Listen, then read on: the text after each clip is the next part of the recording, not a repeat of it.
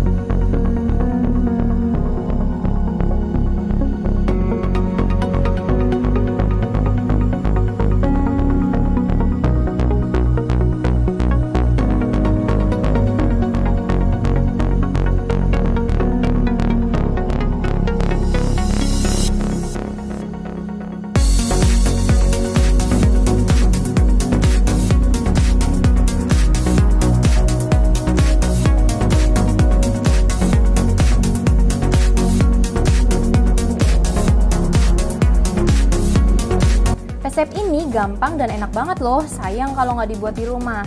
Nah, untuk kalian yang udah coba resepnya, jangan lupa komen di bawah ya.